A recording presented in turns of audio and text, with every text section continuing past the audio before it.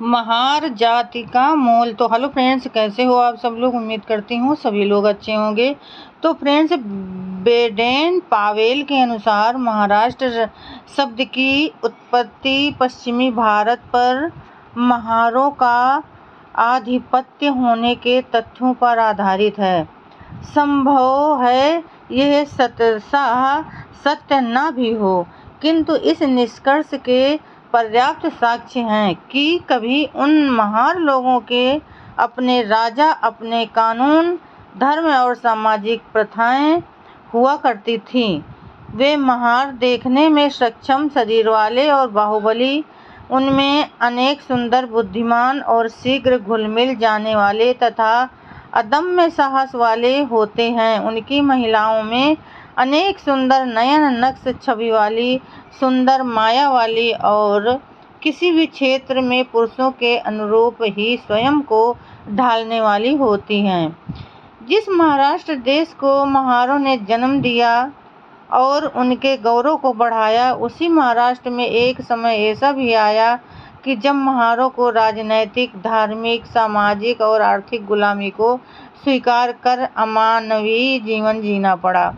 इस गुलामी की सबसे ज्यादा अमानवीय यातनाएं महाराष्ट्र के यदि किसी क्षेत्र में महारों को सहनी पड़ी हो तो वो कोंकण के महारों को। यदि समय मिला तो कोंकण के महार हाथ में हल लेकर और पहरेदार का झंडा लेकर अपना जीवन सेवा में समर्पित कर देते थे, और यदि समय मिल पाता था तो हाथ में नंगी तलवार लेकर अपने महार खून का चमत्कार भी युद्ध भूमि में दिखाते थे। इस प्रकार का जीवन व्यतीत करने वाले एक महार परिवार में बाबा साहब डॉक्टर अम्बेडकर अर्थात डॉक्टर भीमराव रामजी अम्बेडकर का जन्म हुआ। रत्नागिरी जिले की खेड़ तहसील में अम्बावडे नामक एक छोटा सा गांव है। उस गांव के चारों ओर पहाड़ियां फैली हुई हैं। मालोजी राव सकपाल वहां के माफीदार महार थे। उनकी माफी 8 आने 50 पैसे थी।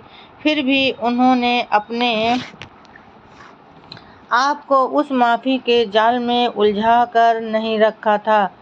इसका मुख्य कारण था उनके घराने में पूर्व परंपरा से चला आ रहा फौजी पेशा। माफीदार महार माफी को अपना मुख्य पेशा मानते थे और जीवन निर्वाह के अन्य व्यवसायों को उतना महत्व नहीं देते थे। मालोजीराव के घराने की परंपरा उनसे भिन्न थी। उस घराने की परंपरा फौजी पेशे को ज्यादा महत्व देती थी और माफीदारी तथा अन्य व्यवसायों को विशेष महत्व नहीं देती थी। मालोजीराव के पूर्व मुगल बादशाही, मराठा शाही और पेशवाई शासन काल में फौजी में नौकरी करते थे। ईस्ट इंडिया कंपनी ने भारत में हथियारों के बल पर राज्य की स्थापना शुरू की।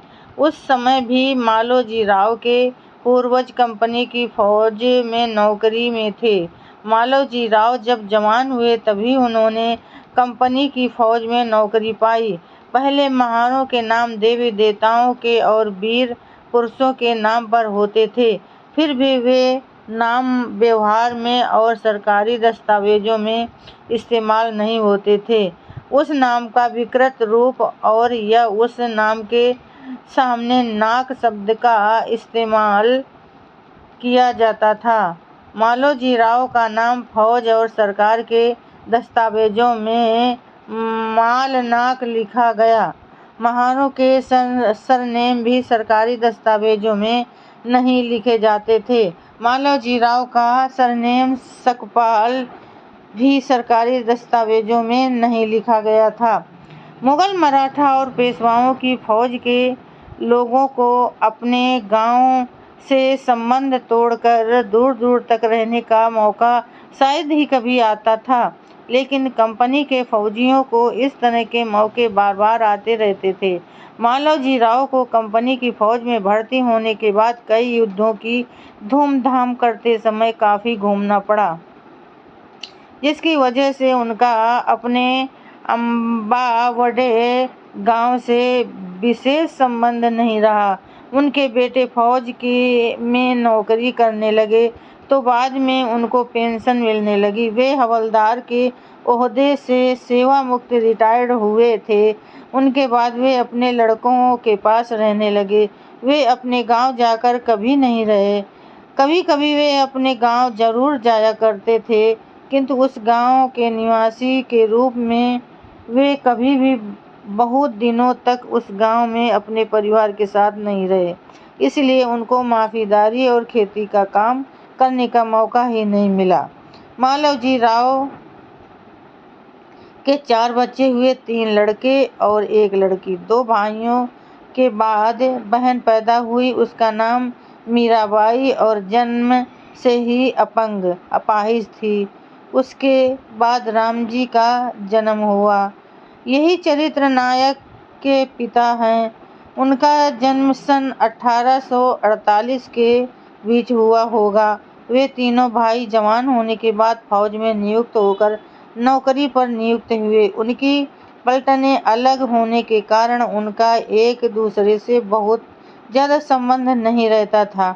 उनका जो कुछ संबंध रहा वो पत्र व्यवहार तक ही सीमित था, या कभी कभी ये भाई छुट्टी पर आते थे तो इकट्ठा रहकर अपना पारिवारिक जीवन पूना, ग्वालियर, महू, सतारा या बड़ौदा की छावनियों में बड़े मजे से गुजारते थे।